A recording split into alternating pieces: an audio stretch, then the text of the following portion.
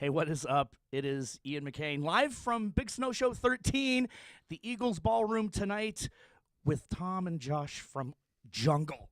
Thank you guys for coming back to Milwaukee. Well, thank you for having us. This is awesome. Just to have you guys back in town. The last time you were here, you played down in the Rave, and that was just an explosive show. Tonight you get kind of the upgrade. You're in the Eagles Ballroom. So welcome back to Milwaukee. Thank you. Home of cheese and serial killers. Oh, yeah, Lord. so we've done Oh, our Lord. research on Jeffrey. This is also actually sort of my sporting spiritual home in America, because when I was really little, I mean, I'm quite obsessed with American sports as it is, but when I was really little, I had the old Game Boy and the gridiron game.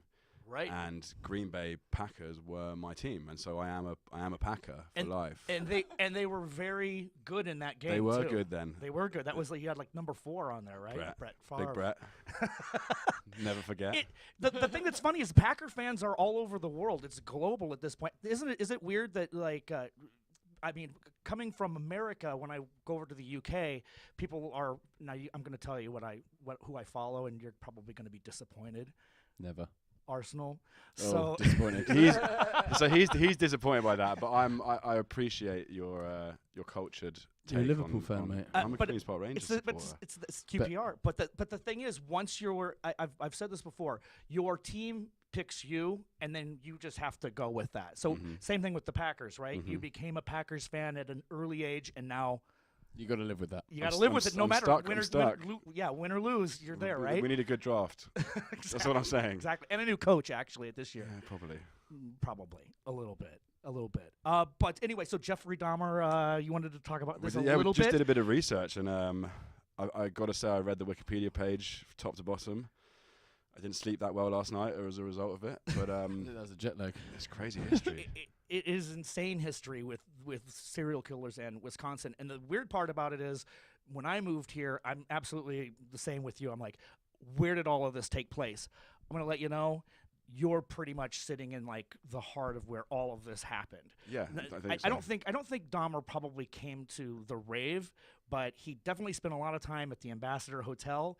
There's a McDonald's really like 2 blocks from the Rave. I ate at that McDonald's last time we were here.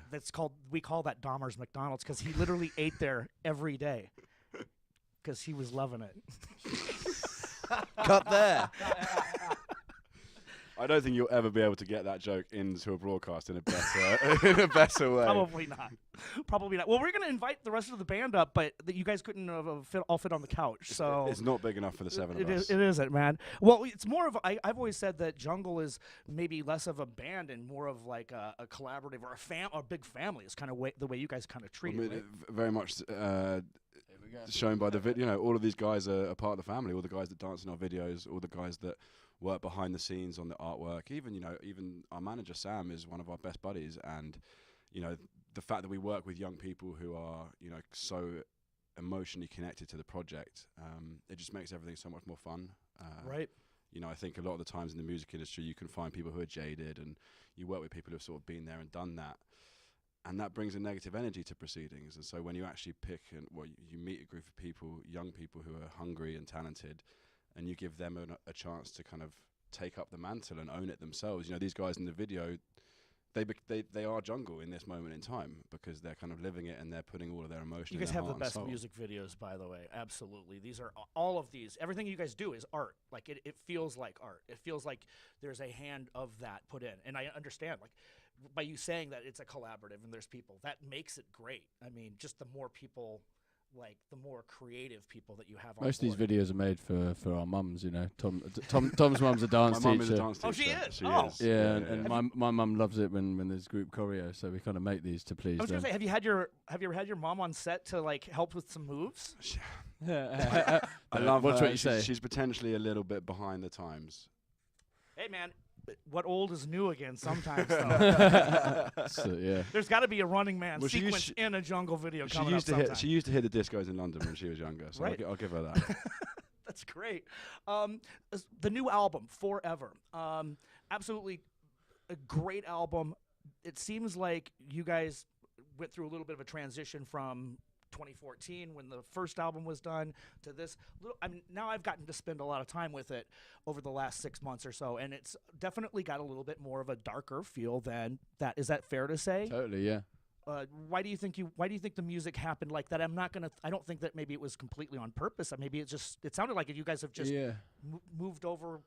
You're someplace else in life. Yeah, totally. I think we the first record was us in a bedroom, sort of like making this music, soundtracking, GTA, which, you were playing on a big projector on the wall, and we were kind of imagining these places. And, this second record, we were lucky enough to go around the world and tour. On the first record, we met so many amazing people, had so many amazing experiences, and this record is sort of, it's real life of that. And I think, real life does throw bad things in your way, and I think it's how you deal with that. And actually it was quite a cathartic process being able to work out that actually if you have the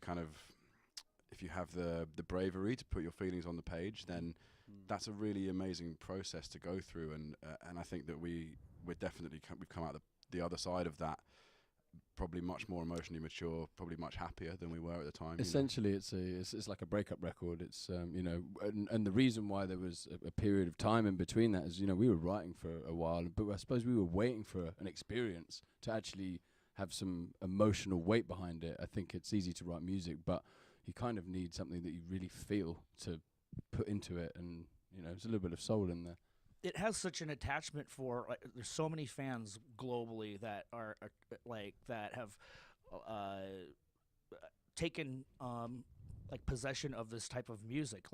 Jungle doesn't just belong to you guys, like you said. It belongs to the world at this point. Once you guys put that music out there, and so many people connect with it, and I thought it was really weird, or just not weird, but just kind of interesting how Jungle connects on a global level. It's not just for Anglophiles. It's not just club music. It's not. It's hard to describe exactly what you guys do. It just connects with so many people. It's great. And one of the things that I thought was really cool and very interesting, you don't see this from a lot of bands right now.